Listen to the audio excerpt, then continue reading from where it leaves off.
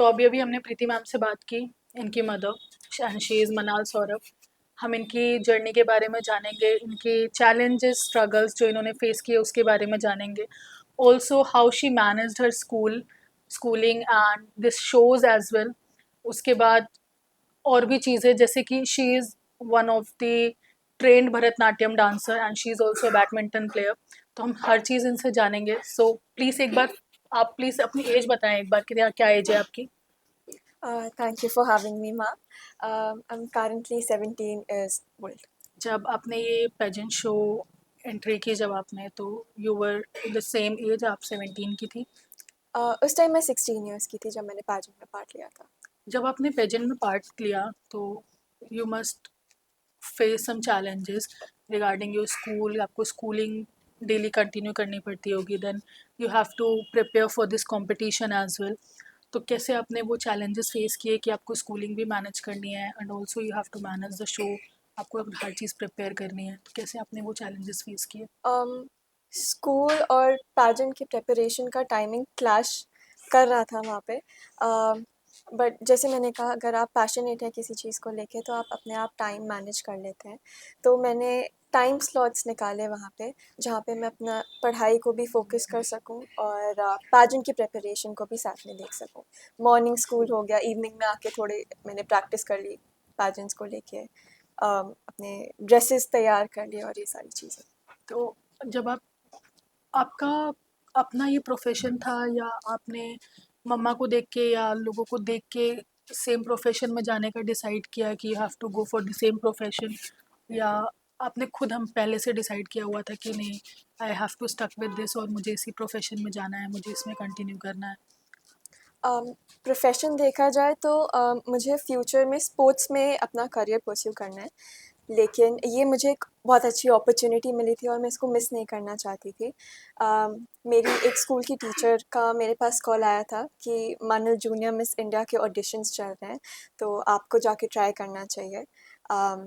तो मैं मम्मा पापा के साथ वहाँ गई, ऑडिशंस दिए और फिर यहाँ पे गई. तो जब आप पेजेंट शो में गए, मिस जूनियर मिस इंडिया में, तो जो एडवाइस आपकी मम्मा ने आपको दी, ऑब्वियसली आपको जाने से पहले, क्योंकि मम्मा सेम बैकग्राउंड से हैं, तो आपको एडवाइस दी होगी, आपको बताया होगा कि इस चीज़ तरीके की चीज़ें आ सकती हैं, वो आपके साथ खड़ी हैं हर वक्त।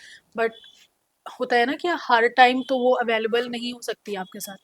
तो वो वहाँ पर जाने के बाद वहाँ पे कुछ डिफरेंट चीज़ें आपने फेस की, या जो आपके पेरेंट्स ने आपको सजेस्ट किया था, एडवाइस किया था, सेम चीज़ें थी, कुछ डिफरेंट थी, फिर उसको आपने अपने तरीके से मैनेज किया, या फिर आपने वापस मम्मा के एडवाइस पे ही स्टक होके कि हाँ उन्होंने ऐसे बताया था तो मैं ऐसे ही कंटिन्यू करूँगी, उस पे ही आपने मैनेज किया, या आपने अपने से सोचा उन चीज़ों को and then you continue with your thoughts and mindset?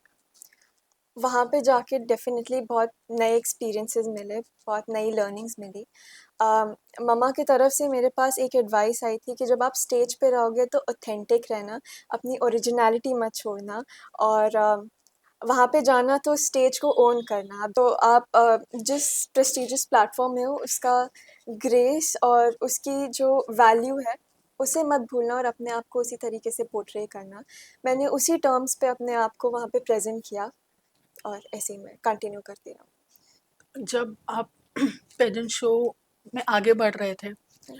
तो आपके साथ बहुत सारे ऐसे कॉम्पिटिटर्स होंगे who were टीजिंग you, might be टीजिंग you, या बहुत सारी चीज़ें अलग तरीके से करने के लिए बोल रहे होंगे कि like don't do this kind of things, कि मिसेस की चीज़ें अलग होती हैं, मिस की चीज़ें अलग होती है, then you participated for junior, तो उसकी चीज़ें बहुत डिफरेंट होती हैं। Like as I said before कि मैरिज से पहले और मैरिज के बाद की चीज़ें बहुत डिफरेंट हो जाती हैं। तो जब आप मिसेस के लिए पार्टिसिपेट करते हो दैट इज़ टोटली डिफरेंट, जब आप मिस के लिए पार्टिसिपेट करते हो तो वो बहुत डिफरेंट होती हैं।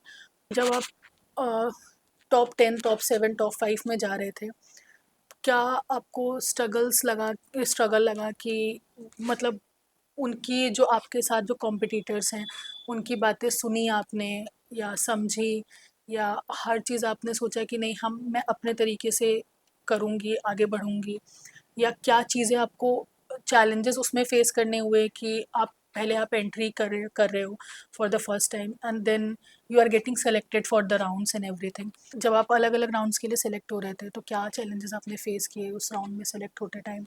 आपके कॉम्पिटिटर्स अगर आपको माइट बी टीजिंग यू या might be giving a different kind of advice, तो क्या प्रॉब्लम्स फेस कर रहे थे आप उस टाइम पे? क्या आपके माइंड में चल रहा था थोड़ा? ऐसे मैंने कोई चैलेंजेस या स्ट्रगल्स वहाँ पे फेस नहीं किए। um, और कोई भी मुझे वहाँ पे आके टीज़ नहीं कर रहा था। लेकिन हाँ, उनके ओपिनियंस आ रहे थे और मैंने उनके ओपिनियंस को रिस्पेक्ट किया, बट उसको अपने परफॉर्मेंस में उसका इफ़ेक्ट नहीं आने दिया। मुझे पता था कि मुझे स्टेज पे जाके कैसे परफॉर्म करना है, मैं उसी पे स्टिक रही और जो मेरे मेंटर्स मुझे जो बता रहे थे, मैं उनके तरीके से वहाँ पे अपने आप को वहाँ पे मैंने प्रेज़ेंट किया और मेरा फ़ोकस उस टाइम सिर्फ़ अपने परफ़ॉर्मेंस के ऊपर था। डेफ़िनेटली वहाँ पे कम्पेटिटर्स थे, लेकिन उस टाइम मैं अपने लिए वहाँ पे बेस्ट थी। ओवर कॉन्फिडेंस के तौर पे नहीं, लेकिन हाँ, मुझे फ़ेथ था कि मैं कैसे परफ़ॉर्म करूँगी वहाँ पे। तो उनकी बातों पे मैंने ध्यान नहीं दिया और मैं अपने पे स्टिक रही। जो किस टाइप, मतलब कौन से राउंड्स थे जो आपको सबसे ज़्यादा डिफ़िकल्ट लगे जब आप राउंड्स कंटिन्यू कर रहे थे? तो कौन सा ऐसा राउंड था जो आपको सबसे ज़्यादा डिफ़िकल्ट लगा फेस करने में, या उसको जो चैलेंजिंग लगा सबसे ज़्यादा कि it is bit difficult? Question answer round थे और भी अलग अलग राउंड्स थे, तो कौन सा राउंड आपको सबसे ज़्यादा डिफ़िकल्ट लगा कि ये कैरी करने में मुझे थोड़ा सा इशू हो रहा है कि मैं कैसे करूँगी इसको, या नर्वस फील करें आप उस टाइम पे बहुत ज़्यादा? जूनियर मिस इंडिया में हमारे पास क्वेश्चन आंसर्स राउंड नहीं था। हमने इंट्रोडक्शन राउंड, हमारा फर्स्ट राउंड इंट्रोडक्शन राउंड था, जिसमें हमें कल्चर को भी रिप्रेजेंट करना था। तो मैंने रजवाड़ा कल्चर को रिप्रेजेंट किया था और वहाँ पे डेफिनेटली जब आप स्टेज पे जाते हो तो थोड़ी नर्वसनेस अंदर होती है। लेकिन ऐसा फिर से कोई चैलेंज मैंने फेस ऐसा नहीं किया वहाँ पे। आपने भरतनाट्यम सीखा हुआ है, you are a train Bharatanatyam हाँ जी। डांसर, तो आपने कहाँ से सीखा है भरतनाट्यम, और कैसे, मतलब क्या भरतनाट्यम आपका इंटरेस्ट है, हॉबी है? अब बहुत सारे लोग क्लासिकल डांस आज के टाइम में नहीं सीखना चाहते हैं, लाइक हिप हॉप और वेस्टर्न कल्चर इतना ज़्यादा कैरी कर चुका है, तो कैसे भरतनाट्यम एंड क्लासिकल डांस सीखने का कैसे आया माइंड में? मैं 4.5 इयर्स की थी जब मैंने भरतनाट्यम सीखना शुरू किया था और मम्मा ने मुझे उस डांस क्लास में डाला था और उसके बाद उस डांस फॉर्म के साथ मैं कनेक्ट कर पाई थी, तो मैंने इन फ्यूचर भी उसको कंटिन्यू किया। ये मैंने शुरू किया था सिकंदराबाद में। श्री राजेश्वरी साईनाथ बहुत ही रिनाउंड भरतनाट्यम डांसर हैं वो। उनके फर्स्ट डिसाइपल से जया अक्का, उनसे मैंने सीखा। फिर थोड़ा ब्रेक आया और कोविड के बाद मैंने एकलव्य उपाध्याय, ये मेरे गुरु हैं जो इस वक्त नोएडा में सेटल्ड हैं, मैंने उनके साथ कंटिन्यू करा अपना भरतनाट्यम। और इसके अलावा आप बैडमिंटन प्लेयर हो, आप अपनी जर्नी बैडमिंटन में कंटिन्यू करना चाहते हो, जी, मैं उसको एज अ करियर परस्यू करना चाहती तो आप बैडमिंटन सीख रहे हो कहीं से? आपने कहीं पे एज अ कंपटीशन उसको परस्यू किया है या कंटिन्यू किया है? हूँ। अभी मैंने last to last year national level पे कंपटीशन खेला था, जिसमें मैं क्वार्टर फाइनल्स तक पहुंची थी वाह। और अभी मैं मिनी स्टेडियम, जय सिंह सर करके हैं, उनके साथ मैं अभी प्रैक्टिस अपनी कंटिन्यू कर रही तो जो आप में से जूनियर में गए थे, कुछ एडवाइस आप प्लीज़ ज़रूर दो उन लोगों को जो इस पेजेंट वर्ल्ड में बीइंग 15 16 17 की एज में जाना चाहते हैं। अपनी स्कूलिंग छोड़ के तो नहीं जा सकते हैं, वो अपने पेरेंट्स से बात करते हैं, पेरेंट्स अलाउ नहीं करते हैं, बट वो उस चीज़ में जाना चाहते हैं बिकॉज़ बहुत सारे जूनियर कॉम्पिटिशन्स हो रहे हैं आज के टाइम में, for getting selected also you can say, or for getting those kind of male female contestants, so बहुत सारे लोग जूनियर कंटेस्टेंट्स बनना चाहते हैं, जाना चाहते हैं उस फील्ड में। तो बीइंग अ स्कूलिंग स्टूडेंट, कुछ थोड़ी सी एडवाइस प्लीज़ बताओ उनको जो इस करियर में परस्यू करना चाहते हैं, बीइंग स्कूलिंग स्टूडेंट, और जाना चाहते हैं बट उनके पेरेंट्स मना करते हैं, या बोलते हैं ना स्कूल ख़त्म होने के बाद या पढ़ाई कंप्लीट करने के बाद करो जो करना है, तो स्कूल ख़त्म करने के बाद उसके बाद क्या होगा वो हमें कभी पता नहीं होता।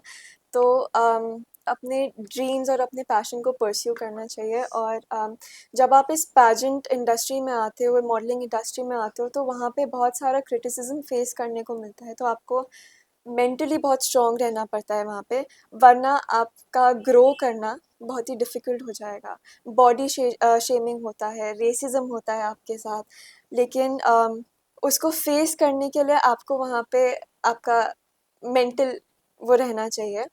और बाकी हाँ, आप किसी भी फील्ड में जाओगे, आपको ये सारी चीज़ें फेस फेस करनी करने पड़ेंगी। तो उसके लिए बस अपना मेहनत करते जाओ, जितना हार्ड वर्क करोगे, और अपनी ओरिजिनलिटी और ऑथेंटिसिटी कभी भी नहीं छोड़ना।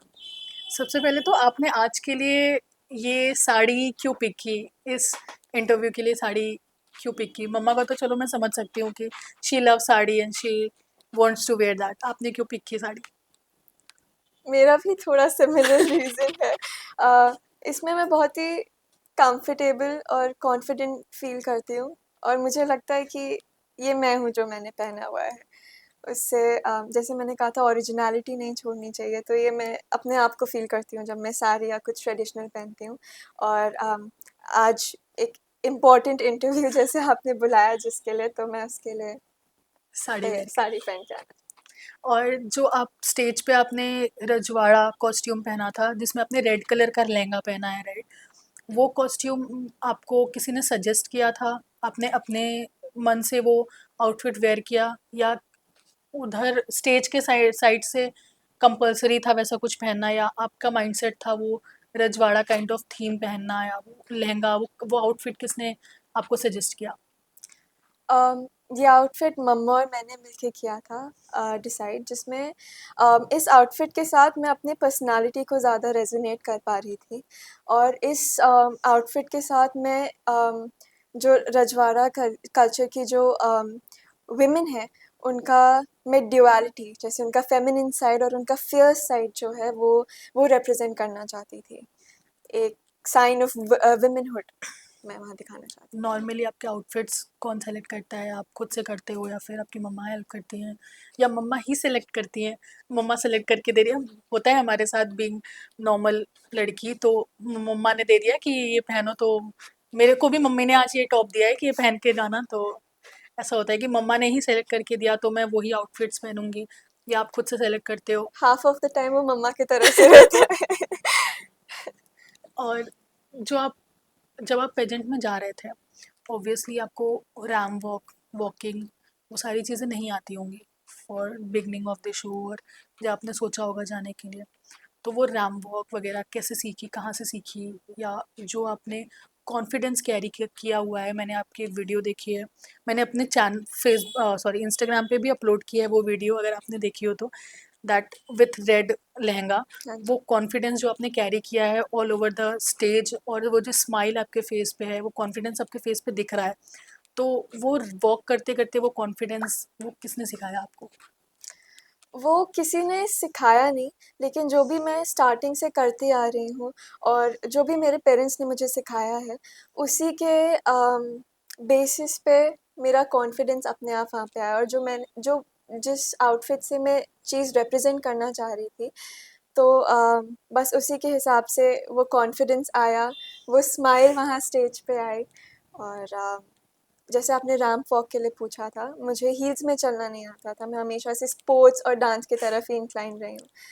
तो बस उसके पैजेंट से 10-15 दिन पहले मैंने अपनी हील्स उठाई पहली बार, और उसके बाद मम्मा के साथ फिर से मैंने वहाँ पे उसमें चलना सीखा। मीन्स आपकी कैसे मम्मा ने आपको हर चीज़ में एडवाइस की, हेल्प की, डिफरेंट। हील्स, या हील्स भी आपको एडवाइस करी कि ऐसे पहन के चलो? अच्छा, बहुत ऐसे मैंने शोज़ देखे हैं जो नॉर्मल हील्स होती हैं कंटेस्टेंट्स की, बहुत ज़्यादा इंचेस की होती है, या वहाँ पर ऐसा अलाउ होता है, या बोल सकते हो कंपलसरी होता है कि उतने इंचेस की हील उनको कैरी करनी है, although they are wearing western या ट्रेडिशनल, या कोई भी अदर शॉर्ट्स, चाहे वो नॉर्मल बिकनी शॉर्ट्स हों, कोई भी शॉर्ट्स हों, दैट कम वो कंपलसरी होता है उतनी हील वेयर करना। तो जब आप गए पेजेंट में तो आपको ये चीज़ फेस करनी पड़ी कि वो उतनी हील कंपलसरी है पहनना, या आप अपने हिसाब से सेलेक्ट कर सकते हो कि आप इतने में कंफर्टेबल हो तो you can wear that much heel? As ये पैजेंट टीनेजर्स के लिए था, जूनियर मिस इंडिया जैसे है, तो वहाँ पे कोई कंपल्शन नहीं था कि आपको 4 इंच की हील्स ही पहननी है या फिर आपको छोटी हील्स पहननी है। लेकिन जब आप 18 प्लस जैसे फेमिना मिस इंडिया और मिस यूनिवर्स के लिए जाते हो तो डेफिनेटली एक क्राइटेरिया होता है जो आपको फॉलो करना होता है, ड्रेस कोड होता है जो आपको फॉलो करना होता है। लेकिन इस पैजेंट में मैंने ऐसा कुछ फेस नहीं किया कि आपको कंपल्सरीली 4 इंच की हील पहननी है। वो मेरा डिसीजन था कि उसमें और कितने मैं इंच उस की? काम उसमें कंफर्टेबल थी। और who is your role model by the way? मम्मा।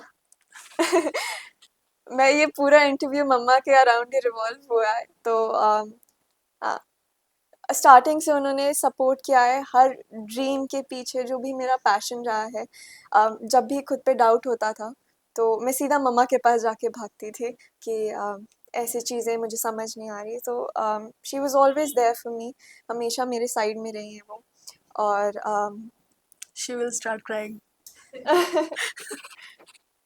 और जैसे वो स्ट्रॉन्ग और इतनी पैशनेट और इतनी ऑथेंटिक एक शी इज़ एक्चुअली ह्यूमन है। वर्किंग इन लाइक ऐसी जगह पे काम करना है ऐसे इतने सारे लोगों के बीच में, and then she is managing everything, तो इट इज़ रियली डिफ़िकल्ट। और फिर अपने आप लाइफ में इतना हुँ, फेस करने के बाद, इतने स्ट्रगल्स फेस करने के बाद वो अम, आज भी इधर आके इतने अच्छे से अपना काम कंटिन्यू कर रही हैं, जो भी अभी लाइफ चैलेंजेस वो फेस कर रही हैं। तो मुझे उनके जैसे बनना है, वो मेरी रोल मॉडल वेरी नाइस। मतलब ये तो मैंने बहुत अच्छा बहुत अच्छा आपने बोला कि मम्मा आपकी रोल मॉडल रही है, रहनी भी चाहिए। आई होप कि बहुत सारे स्ट्रगल्स उन्होंने जो फेस किए हैं जस्ट बिकॉज ऑफ यू, और आपकी एक छोटी बहन और है, तो वो नहीं चाहती कि आप लोग वो चीज़ें फेस करो या वो प्रॉब्लम्स फेस करो ऑब्वियसली। और जब आप आफ्टर विनिंग दैट क्राउन, जब आपको वो क्राउन मिल गया, आप वापस स्कूल गए, कुछ कॉम्प्लीमेंट्स, कुछ ऐसे बातें हुई होंगी स्कूल में। बहुत मतलब एक लड़की से पहले भी बात की तो उसने मुझे बताया कि शी फेस्ड इश अ कॉम्प्लीमेंट कि हमें पता है कैसे विन किया है, ओके प्लीज़ उसको दूसरे वे में मत लेना, हाँ जी। बट ऐसा उसने फेस किया, ठीक है। इस बात पे वो रोने भी लगी थी कि उसको ऐसा किसी ने बोला कि उसने इतना स्ट्रगल करके सब कुछ करके वो शी विन दैट क्राउन, और फिर वो जाके कोई उसको अचानक से ऐसे बोल रहा है। तो आफ्टर विनिंग दैट क्राउन जब आप स्कूल गए या जब आप वापस घर गए, लोगों से मिले, तो आपको ऐसा कोई कॉम्प्लीमेंट या कोई एक अच्छा कॉम्प्लीमेंट और एक बुरा कॉम्प्लीमेंट प्लीज़ बताओ जो आपको फेस करने के लिए हो, और उसको आपने कैसे फेस किया कि कोई आपको सामने से आके कोई ऐसी चीज़ बोल रहा है इतने सारे स्ट्रगल्स फेस करने के बाद, अपनी मेहनत से वो क्राउन विन करने के बाद फिर आपको आके कोई वो चीज़ बोल रहा है, तो उसको कैसे फेस किया? आपने एक नेगेटिव वो हम्म। कमेंट बोला था। तो जैसे आपने अभी वो लाइन बोली कि मुझे पता है कि तुमने कैसे विन किया, ये 2-3 लोगों की तरफ से मेरे पास आया था। लेकिन मुझे पता है कि मैंने कितनी मेहनत की उसके पीछे और मैंने क्या-क्या चीज़ें, क्या-क्या चैलेंजेस फेस किया, तो किसी और के बोलने से मुझे उससे फ़र्क नहीं पड़ा। मुझे पता है मैंने अपने ऊपर कितना काम किया है और मैंने उस टाइटल को कैसे जीता है, तो मुझे उनसे कोई फ़र्क नहीं पड़ा। बहुत लोग आए, बहुत लोगों ने नेगेटिव चीज़ें बोली। इवन जब वहाँ जूनियर मिस इंडिया का लाइव चल रहा था तो उसके कमेंट सेक्शन में बहुत ही वल्गर चीज़ें लोग लिख रहे थे वहाँ पे, मेरे पास स्क्रीनशॉट्स आए वहाँ से। लेकिन जैसे मैंने आपको बोला, इस इंडस्ट्री में हम्म। आने से आपको वो क्रिटिसिज्म फेस करना आना चाहिए। और पॉजिटिव जो कॉम्प्लीमेंट्स मिले जब मेरे पास आके वहाँ लोगों ने बोला कि आप हमें इंस्पायर करते हो, कि आप अपने ड्रीम्स को वहाँ पे परस्यू कर रहे हो, आप स्कूल में हो लेकिन फिर भी मॉडलिंग और बैडमिंटन इन सब चीज़ों पे आप ध्यान दे रहे हो, तो इससे हम बहुत इंस्पायर होते हैं। अम, ये चीज़ सुन के मैं वो सारे जो नेगेटिव कमेंट्स थे वो सब मैंने साइड कर दिया। और वहाँ पे एक लड़की ने मुझे आके बोला था कि आप एक बहुत ही काइंड इंसान हो, तो वो मेरे लिए सबसे ज़्यादा अच्छा मुझे कॉम्प्लीमेंट। कॉम्प्लीमेंट था। एक टाइटल होल्डर से ज़्यादा या एक अच्छे एथलीट से ज़्यादा जब आपको बोला जाता है कि आप एक अच्छे इंसान हो, हम्म। वो बहुत अच्छा लगता है। आप इस प्रोफेशन को कंटिन्यू करना चाहोगे, मतलब और अभी पेजेंट शोज में जाना चाहोगे, एंट्री करोगे, या अभी वापस बैडमिंटन की तरफ या स्पोर्ट्स की तरफ जाना चाहते हो? स्पोर्ट्स मेरा डेफिनेटली मेन फोकस है, लेकिन अगर मुझे मॉडलिंग में और अपॉर्चुनिटीज़ मिलेंगी तो मैं उसके लिए पक्का से आगे जाऊंगी। और चांस है कि मैं मिस यूनिवर्स के लिए भी ऑडिशन करूं, तो मैं उसके लिए तैयारी भी कर रही हूँ साथ में। वाओ! तो कैसे कर रहे हो, मतलब कैसे उस चीज़ के लिए तैयारी कर रहे हो आप? अच्छा, एक बात बताओ। आप यूट्यूब पे या जितने भी सोशल मीडिया ऐप्स हैं, आप उससे इंस्पायर होते हो, या बहुत सारे लोग होते हैं कि कुछ चैनल्स ओपन करके रख लेते हैं, उसको देख के वो इंस्पायर होके वो चीज़ें करने की कोशिश करते हैं। बहुत सारे प्लेटफ़ॉर्म्स को सर्च करके उससे सीखते हैं, जो कि हर टाइम सही भी नहीं होता है, हर टाइम गलत भी नहीं कह सकते हम।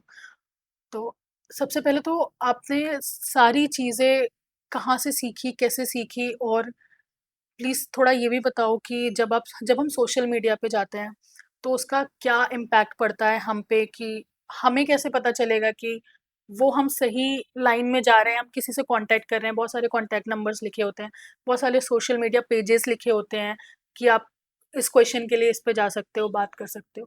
तो हमें कैसे पता चलेगा, बीइंग अ गर्ल या बीइंग अ वुमन, कि ये ठीक है, हम इस पे जाके we can trust on this, और हम इस पे जाके, या पेजेंट्स के लिए हमें फ़ोटोज़ अपलोड करनी होती हैं, देनी होती हैं फ़ोटोज़, अपने अपने पर्सनल डिटेल्स देनी होती हैं। तो हमें कैसे पता चलेगा, हाउ कैन वी ट्रस्ट कि हाँ, हम इस प्लेटफ़ॉर्म पे ऐसे कर सकते हैं? उसके लिए कैसे गाइड कर सकते हैं हम? आजकल एक तो सोशल मीडिया की वजह से बहुत ज़्यादा फ्रॉड्स हो रहे हैं। ये मैंने भी चैलेंजेस फेस किए हैं। मेरे पास बहुत सारे फ्रॉड मैसेजेस और ये सारी चीज़ें आई हैं कि आपको फ़ोटो शूट के लिए बुलाया गया है, या आप किसी ब्रांड शूट के लिए सिलेक्ट हो गए हो। अम, तो इन्हें इन लोगों को पहचानना मुश्किल मुश्किल। रहता है। लेकिन जब तक आपको पता नहीं है एग्ज़ैक्टली कि कहाँ से वो चीज़ आ रही है, हुँ, कितना ऑथेंटिक है वो इंसान, चाहे वो आपको फ़ोटोज़ भी अपने स्टूडियो के भेज रहा है। मेरे पास आए थे हुँ, स्टूडियोज़ के पिक्चर्स, उन्होंने बड़े-बड़े ब्रांड्स के नाम लिए थे।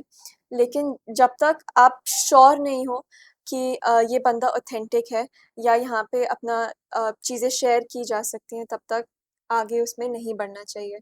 चाहे आप कितना भी सक्सेस उस टाइम जितनी जल्दी ढूँढ रहे हो, लेकिन इन सारी चीज़ों को लेके बहुत ही आराम से जाना चाहिए, बिकॉज़ कब आपके वीडियोज़ और फ़ोटोज़ गलत तरीके से यूज़ इस्तेमाल हो जाएँ। यूज़ आजकल एआई भी आ गया है, राइट। तो वो आपको ब्लैकमेलिंग के लिए उसको यूज़ करने लग जाते हैं, आपके फ़ोटोज़ को, आपके वीडियोज़ को, और ये सारी चीज़ें बहुत ज़्यादा चल रही हैं। तो उससे अच्छे से रिसर्च करिए, और हो सके तो ऑनलाइन प्लेटफ़ॉर्म्स और ऑनलाइन फ़ोटोशूट्स को अवॉइड करना चाहिए। आप फ़िज़िकल अपना जाके अपनी प्रेज़ेंस वहाँ पे रखिए, वो ज़्यादा बेटर रहता है, ताकि आप फ़ेस टू फ़ेस वहाँ पे उस बंदे के साथ बात कर रहे हैं, तो बेटर।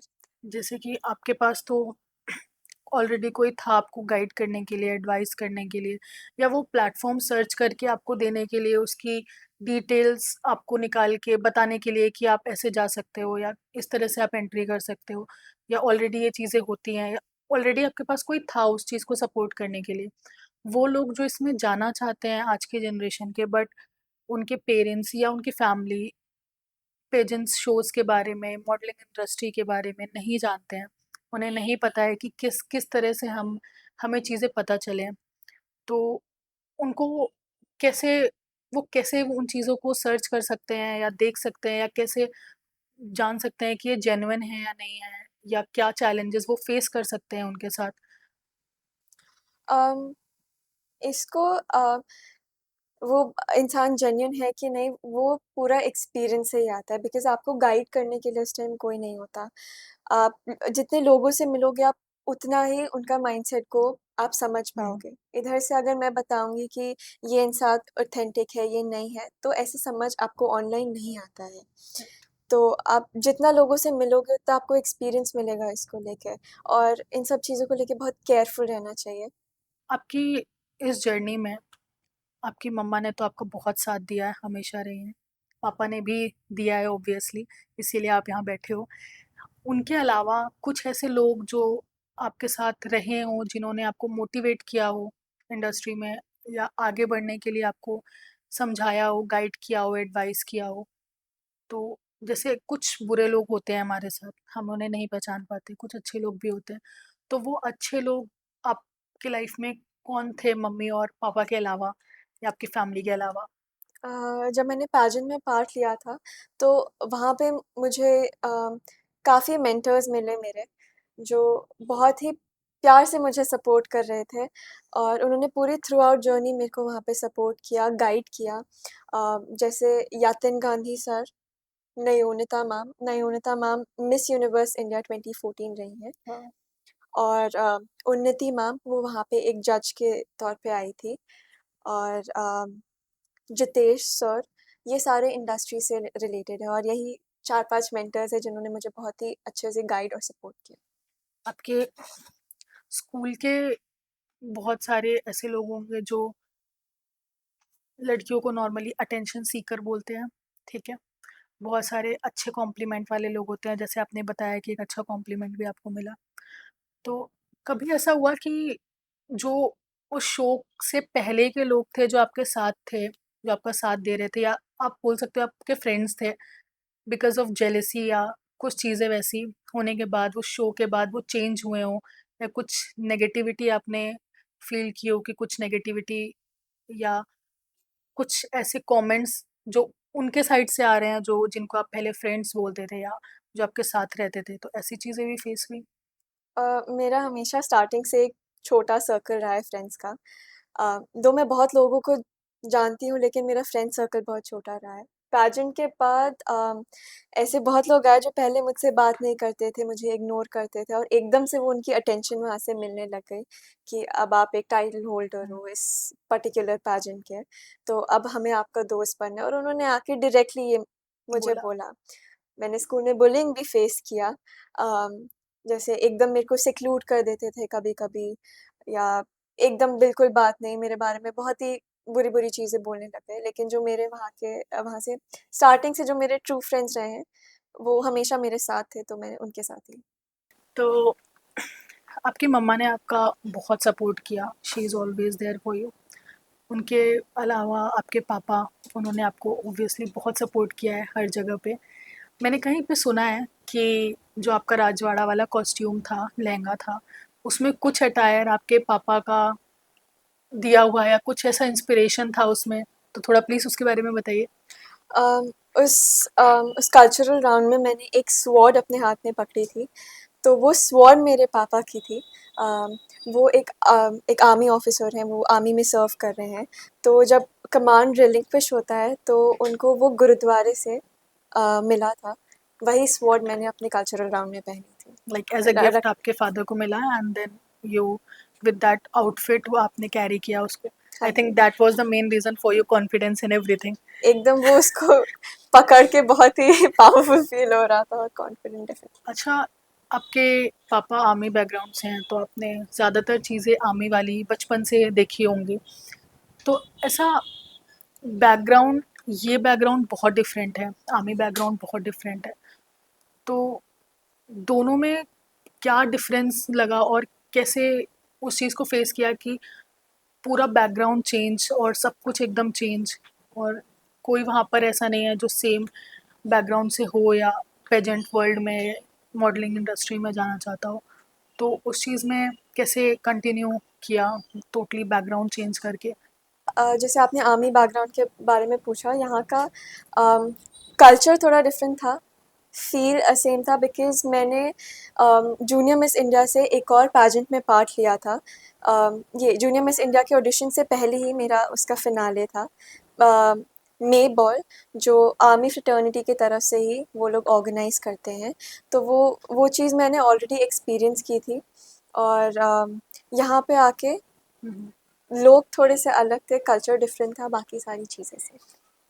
चलो, हम बहुत ज़्यादा टाइम आपको ऑलरेडी ले चुके हैं।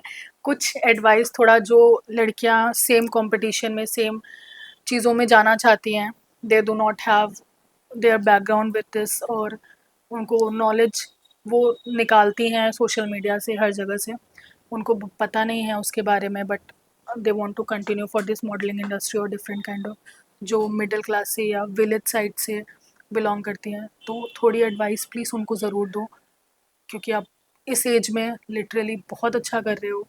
आई होप, आई विश कि आप बहुत आगे जाओ और थैंक यू। ज़रूर जाओगे। तो थोड़ा प्लीज़ उन्हें एक बार एडवाइस ज़रूर दो कि कैसे वो चीज़ों को कंटिन्यू कर सकते हैं और प्रॉब्लम्स फेस ना करें, और कैसे उस चीज़ को वो कंटिन्यू करें, सेम प्रोफेशन को। इससे लाइक मॉडलिंग या फिर पैजेंट्री प्रोफेशन में आने के लिए सबसे पहले तो मैं बोलूँगी अपना सोशल मीडिया पे आके अपने पोर्टफोलियोज क्रिएट करें। आपके जो भी टैलेंट्स हैं, ये ज़रूरी नहीं बिकॉज़ जब लोग ऑडिशन के लिए आते हैं वो सिर्फ डांस और सिंगिंग पे फोकस करते हैं, वो राइट। ज़रूरी नहीं होता। आप कितने अपने सराउंडिंग को लेके, कितने बाकी चीज़ों को लेके अवेयर हैं, वो भी बहुत मैटर करता है। और आपके जो भी टैलेंट्स हैं उसको शोकेस करिए आके, बिकॉज़ सोशल मीडिया बहुत ही प्लेटफॉर्म। मेन चीज़ है आजकल के टाइम में। तो वहाँ पे अपने पोर्टफोलियोज़ क्रिएट करें और अपने कम्युनिकेशन और अपने लैंग्वेज पे कमांड लाएँ। क्योंकि जब आप स्टेज पे होते हो, अगर आपके मन में कोई थॉट है, उसको एक्सप्रेस करने के लिए आपके पास वो राइट। वर्ड्स और वो सारी चीज़ें होनी चाहिए। तो कम्युनिकेशन पे कमांड रखें और जैसे अपनी ओरिजिनैलिटी ना छोड़ें। तो थैंक यू सो मच, आप अपना टाइम निकाल के यहाँ पर आए हो। आई थिंक आप आज भी स्कूल के बाद आए हो हाँ पूरा यहाँ जी। पर कंटिन्यू करने। तो मुझे टाइम देने के लिए बहुत बहुत बहुत सारा थैंक यू। और आई होप आप बहुत आगे जाओ। बहुत सारे विशेज़ हमारे सबके साइड से आपके लिए। तो फ़िलहाल आज के लिए इतना ही और हम इसको एंड करते हैं। वेल, एक बार आप अपना टाइटल प्लीज़ बता दो सबको। मैंने 2-3 बार मेंशन किया है, बट एक बार आप अपने मुँह से प्लीज़ वो टाइटल बता दो सबको, जिस शो में आप गए थे और जो आपने विन किया था, जो टाइटल आपको मिला है। She is the first runner up of miss junior season 3, right? एक बार आप अपने मुँह से प्लीज़ ज़रूर बताओ सबको। मुझे first runner up junior miss India season 3 का टाइटल होल्डर बनने का ऑनर मिला था और मैं कल्चरल राउंड की एज कैटेगरी 14 to 16 ईयर्स की विनर भी रही। वाह!